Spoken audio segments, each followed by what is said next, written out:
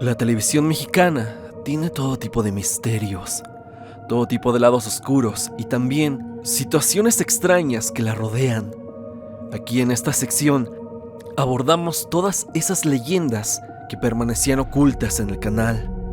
Sí, aquí les traigo las leyendas urbanas de la televisión mexicana que ya no estaban disponibles en Tristan Terror. Estamos tratando de resumir todas las partes que yacían perdidas. En un solo video ponemos varios puestos que pertenecían a las diferentes 33 partes de leyendas urbanas de la televisión mexicana, pero de manera aleatoria. El día de hoy tenemos puestos de verdad interesantes, conspiraciones, maldiciones y hechos trágicos que envuelven a la TV nacional, tales como lo son la maldición de Viridiana la Triste, de la familia Pinal, finales atroces como el actor que fue enterrado vivo, y metrajes que hasta el día de hoy siguen perdidos. Así que quédate. Como en cada parte de esta saga, tenemos una meta de likes. El día de hoy es de 14,000 likes solamente. Es así que ve dejando tu pulgar arriba para así traerte pronto una nueva entrega de leyendas urbanas de la televisión mexicana. Foro subterráneo de Televisa. A lo largo de todas mis sagas sobre leyendas urbanas de México, hemos visto lugares secretos en varios lados de la ciudad, mayormente subterráneos. Hemos visto, por ejemplo, las bodegas secretas debajo de la Catedral Metropolitana, que supuestamente pertenecían a Carlos Salinas de Gortari, la agencia secreta debajo del castillo de Chapultepec, e incluso estaciones fantasma en el metro de la Ciudad de México. Pero hay una leyenda urbana que habla que en Televisa San Ángel hay un foro secreto, un foro que está bajo la tierra y que pocos conocen. Pero, ¿cuál es el propósito real de este espacio? Y es que la publicación que me compartió un suscriptor por correo electrónico, en donde abarcan este tema, habla que se creó este foro oculto por varias protestas que hubo hace años. Protestas de verdad fuertes que incluso podrían culminar en que los manifestantes tomaran las instalaciones de Televisa. La gente se ha manifestado varias veces ahí. El Movimiento 132 y diversos grupos más han llegado a Televisa Chapultepec a expresar su descontento de X o Y razón. Recordemos que es en Televisa Chapultepec donde se transmiten los noticieros, y es por esa misma razón la creación del foro subterráneo en Televisa San Ángel, ya que si alguien llegase a apoderarse de los foros de Chapultepec, podrían desde ahí abajo seguir transmitiendo sus noticieros. Esto realmente no suena tan fuera de lugar. Televisa, si quiere, lo podría hacer sin problemas. La publicación de Facebook, donde saqué el tema, habla que el youtuber Alex Montiel confirmó el mito de este foro secreto cuando visitó las instalaciones de Televisa San Ángel. Busqué el video donde presuntamente habla de esto en una entrevista, pero no encontré nada, así que no podría confirmar si esta persona de verdad dijo tal afirmación, por lo que simplemente podríamos tomarlo como una leyenda urbana. No hay ninguna información completa, pero suena muy interesante de todas formas. ¿Tú has escuchado algo así? ¿Algún mito parecido que pertenezca a la televisora? Si es así, escríbelo en los comentarios. La caricatura mexicana Descontrol. Alguien me recomendó hablar sobre este tema e indagando un poco, noté que un colega mío ya había abarcado el tema. Puede que hayas visto ese video o no, pero lo que abordaremos a continuación converge a una caricatura de origen mexicano. No tiene nada de oscuro o misterioso, pero sí es bastante curiosa, ya que el humor que se maneja en la caricatura no es lo que solemos ver en ninguna animación o película infantil mexicana. Tenía un humor un poco más ácido. Los personajes que aparecían ahí eran del mundo de la farándula, así como varios políticos que aparecían de vez en cuando. Se hacían presentes varios conductores y actores de las filas de TV Azteca, lugar donde se creó y era transmitida la serie. Podemos ver en varios capítulos a personajes como Cuauhtémoc Blanco, teniendo una actitud altanera y algo vulgar. muy como se dice, es en la vida real. Blanco, así como otros personajes, dicen groserías, obviamente censuradas, porque esto, recordemos, era dirigido a un público joven. Podemos ver también ciertas referencias hacia cosas que por nada del mundo se verían en ninguna animación contemporánea.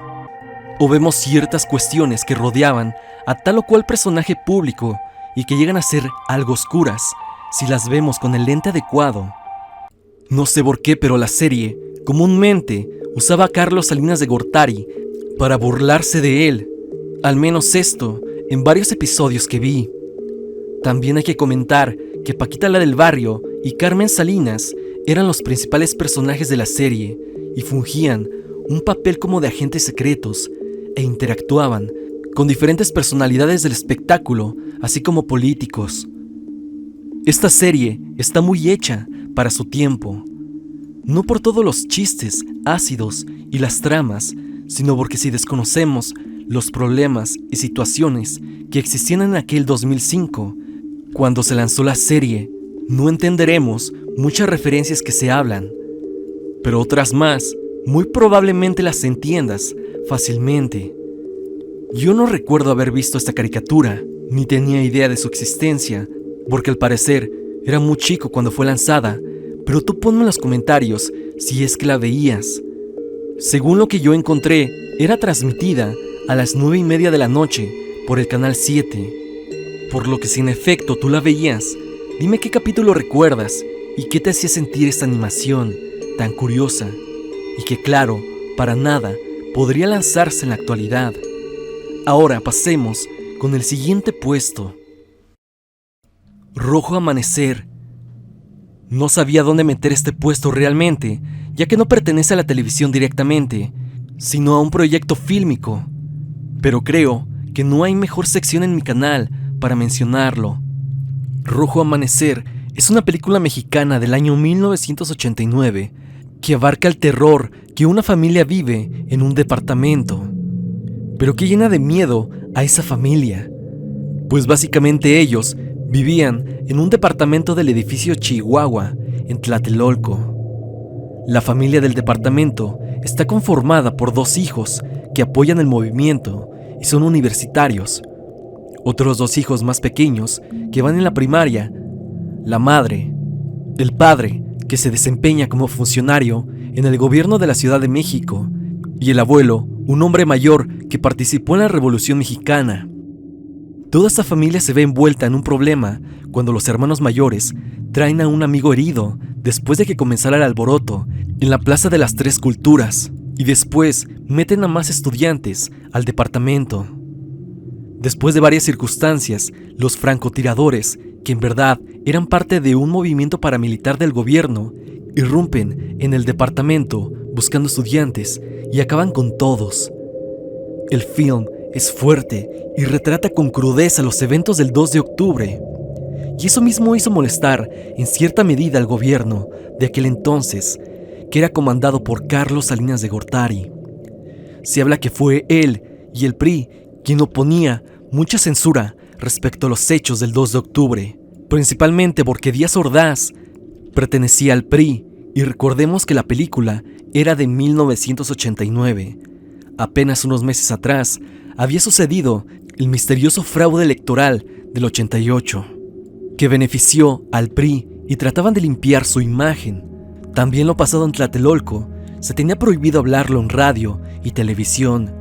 Rojo Amanecer se retrasó meses, ya que la Secretaría de Gobernación les puso muchas trabas al momento de lanzarse la película.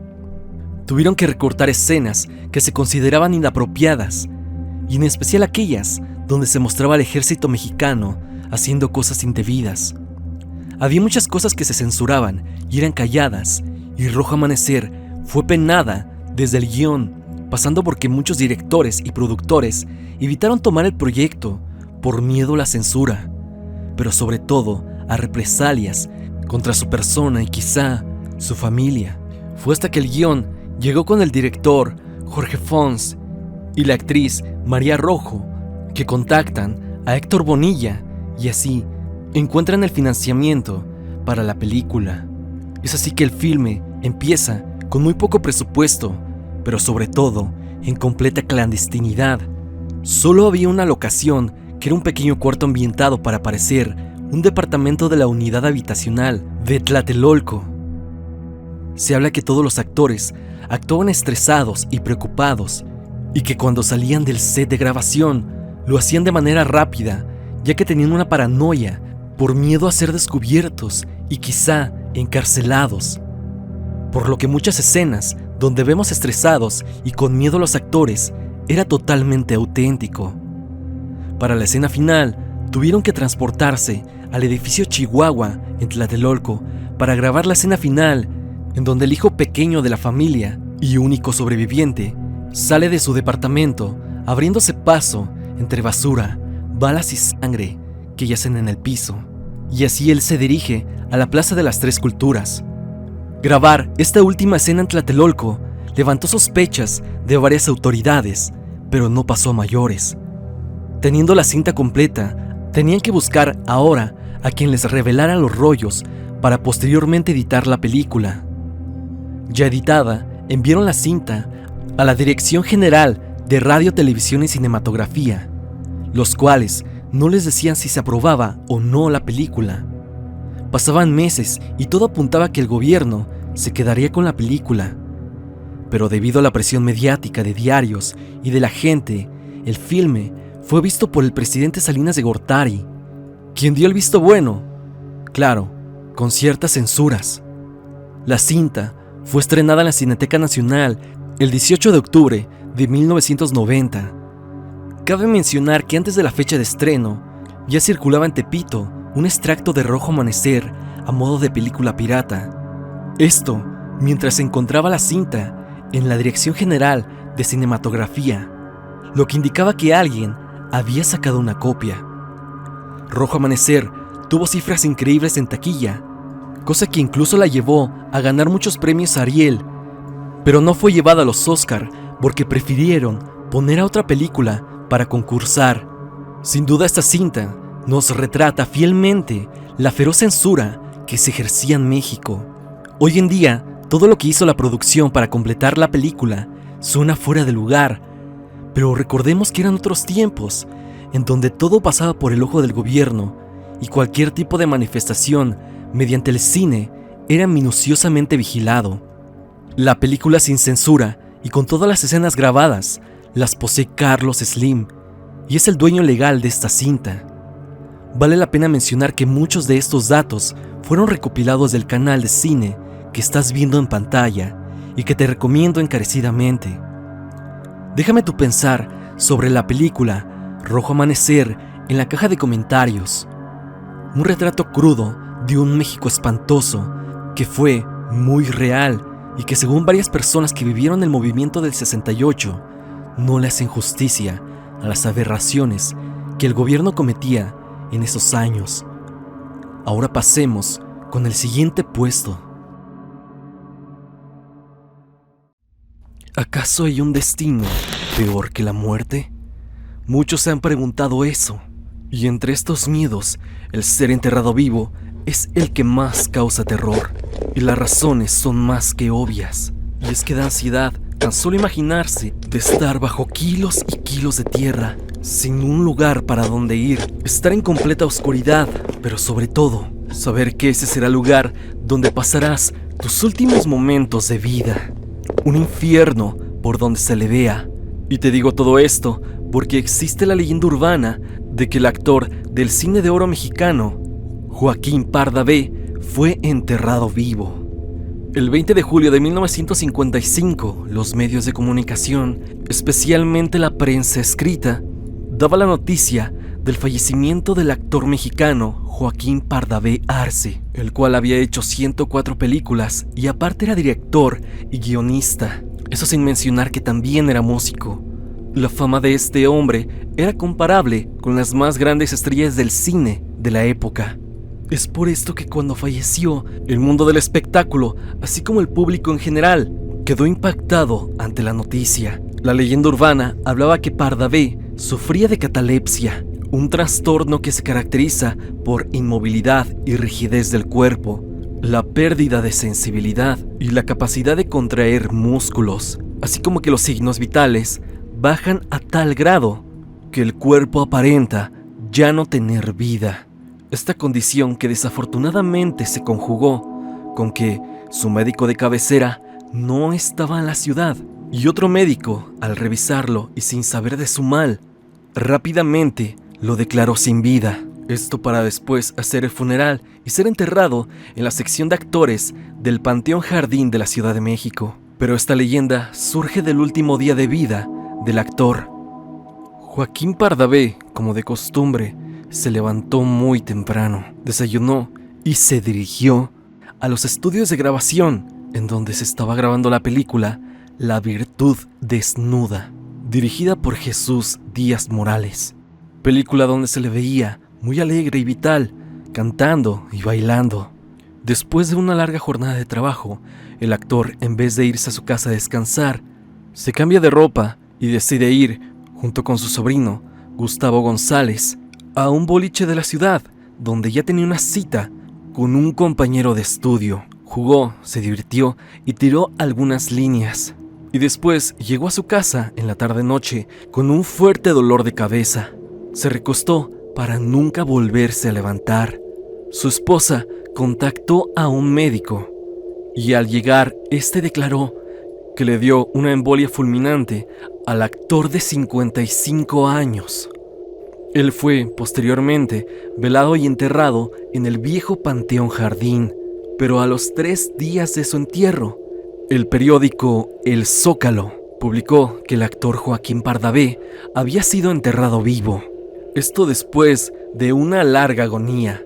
Y es aquí, en este momento de la historia, donde se crean 2 teorías de por qué fue desenterrado Joaquín Pardavé, ya que sí, el actor, al parecer, tuvo una exhumación. La primera, y más inverosímil, es que él se había quedado con un boleto de lotería, el cual había salido premiado. Cosa imposible, ya que ¿quién recordaría los números exactos de ese boleto? La segunda, y esta suena un tanto más creíble, y esta nos habla que sus familiares buscaron el testamento en su saco, el cual se hallaba en las bolsas del traje con el que lo enterraron. Pero al hacer la exhumación, encontraron una escena pesadillesca. Excavaron toda la tierra y removieron las losas que estaban encima del ataúd. Finalmente, abrieron la tapa y se encontraron con algo sumamente escalofriante. La tela del ataúd estaba llena de un líquido rojo, el cual estaba esparcido por todos lados, y él se encontraba boca abajo, con una mirada de horror, y en una posición parecida, como queriéndose empujar hacia afuera, y tratando de mover la tierra. Y sus dedos, estos estaban totalmente deformes, producto de la desesperación y de la histeria del momento. El rumor de esta leyenda urbana acaparó los periódicos, los cuales no dejaban de hablar del tema. Y en ese momento su familia salió a decir que eso era mentira. Pero claro, esto pudieron haberlo hecho para encubrir un tema que iba a quedar en el pensar colectivo de las personas. Y es lo que la gente iba a recordar de este actor, y no su gran trayectoria y legado artístico. Esta es una leyenda urbana de verdad aterradora, y que nos puede provocar ansiedad, ya que si somos un poco empáticos, nos daremos cuenta que este es uno de los peores destinos que una persona puede experimentar. Dime, ¿tú conocías el caso de Joaquín Pardavé? Te leo en los comentarios.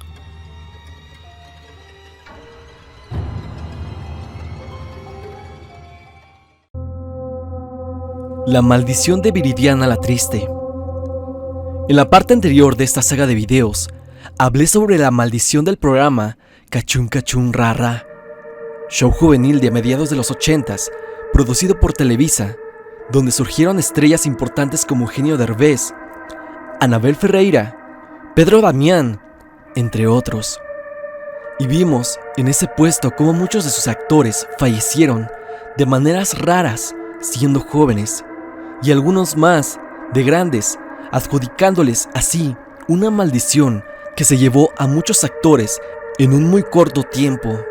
Quien comenzó con esta lista de actores fallecidos fue una joven actriz que ya se estaba haciendo de una pequeña carrera en el medio del espectáculo mexicano por actuar en varias telenovelas y obras de teatro. Ella es Viridiana la Triste, hija de la actriz del cine de oro mexicano Silvia Pinal y del productor de cine Gustavo La Triste. Nacida el 17 de enero de 1963 y con ambos padres siendo importantes en el medio, no se le hizo difícil hacerse de varios papeles. Mientras actuaba en el show Cachún Cachún y la telenovela Mañanas Primavera, con 19 años de edad, jamás nadie se imaginaría que el 25 de octubre de 1982 ella perdería la vida de una manera sumamente trágica en un accidente de automóvil. Esto cuando conducía en su Volkswagen Atlantic color azul por la avenida Toluca y Periférico en la Ciudad de México. Pero las circunstancias que rodean su fallecimiento y los factores que dieron como resultado su accidente nos hacen pensar que algo muy raro y oscuro pasó con Viridiana.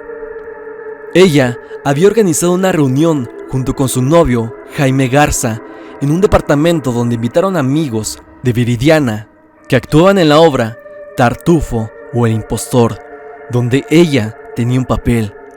Ya que habían hecho una pausa de temporada, aprovecharon para hacer la fiesta.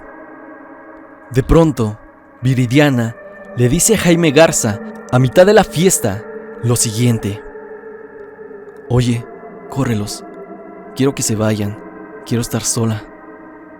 Garza le respondió: Viri, pero ¿cómo les voy a decir? Si tú los invitaste, son parte de tu compañía, de tus amistades. Viridiana, al ver que nadie se iba de la fiesta, ni que se había cancelado, tomó la decisión de dejar el departamento, sin saber lo que le esperaba. Ella, al salir de la fiesta, no estaba tomada, ni tampoco se había enojado con su novio. Era simplemente una actitud sin sentido, ni razón de ser.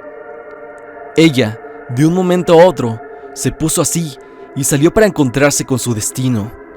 No se sabe por qué perdió el control del coche o por qué se salió de la carretera de esa manera.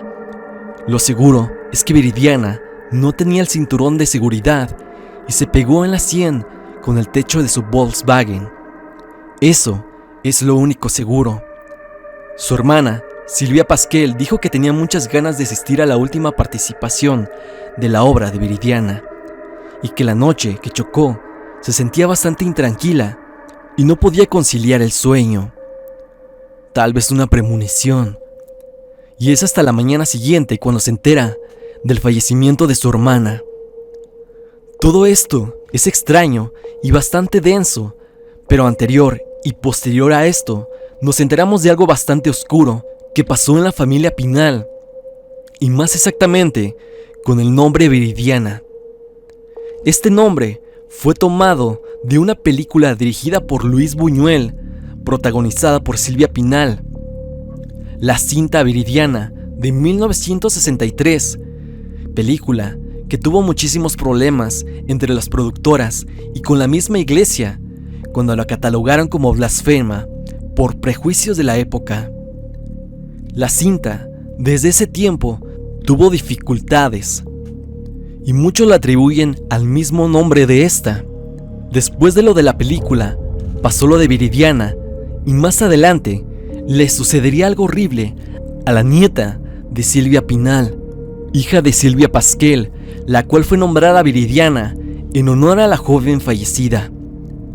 Pero como si se tratara de una maldición, la pequeña también perdió la vida, después de seguir a un patito que le habían comprado, pato que ella siguió hasta la piscina y ahí. El nombre Viridiana para la familia Pinal no trae más que recuerdos malos, y los eventos relacionados con este nombre son de verdad atroces, porque Viridiana, hija y nieta, se fueron a muy temprana edad y de maneras muy trágicas, cosa que de verdad nos hace pensar que algo muy turbio pasó ahí. Por último, mencionaré que en la avenida Toluca, lugar donde perdió la vida Viridiana la Triste, se ha logrado visualizar el ente de una mujer fantasmal que vaga a un lado de la carretera. un espectro que los infortunados que la han visto mencionan que es muy parecida o casi idéntica a Viridiana la Triste. ¿Quién sabe si el alma de esta chica ande aún en la carretera? Esta es una de las leyendas urbanas de la televisión mexicana más aterradoras que hay y que ustedes me pidieron mucho. Sin más, pasemos con la siguiente leyenda.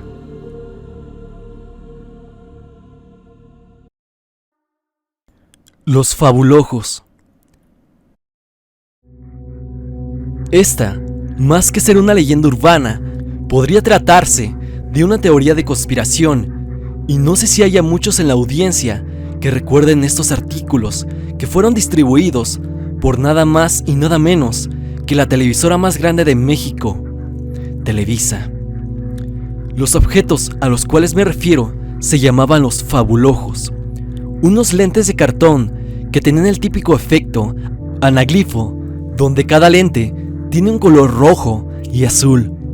Al igual que en el borde de los objetos en pantalla, se ponen los mismos colores para hacer ese efecto tridimensional tan conocido. Fueron distribuidos en diferentes puestos de periódicos a finales de los 90s por Televisa, para que los niños los adquirieran y pudieran usarlos con ciertos programas o cortos que eran transmitidos por las 7 u 8 de la noche por Canal 5. En capítulos de Transformers, Beast Wars, según algunos, aparecía una leyenda en pantalla donde te indicaba que tenías que ponerte los lentes, pero en sí todo el capítulo venía en 3D. Y es aquí cuando viene la teoría, donde se habla que a través de estos anteojos se iban a poder ver mensajes subliminales de control mental, al más puro estilo de MK Ultra. Esto para que las nuevas generaciones, quienes eran los que utilizaban estos anteojos, serían educados, entre comillas, para levantar al país de una manera más que totalitaria, por el supuesto lavado de cerebro que se estaba llevando a cabo entre la televisora y el gobierno mexicano. La teoría es más que extraña, pero me pareció muy interesante, y más con el paralelismo que podemos relacionar con la leyenda urbana de Polybius, una máquina arcade que fue puesta en diferentes puntos de Estados Unidos. La máquina de videojuegos poseía diferente tipo de luces y formas que provocaban muchos efectos en las mentes de quienes jugaban.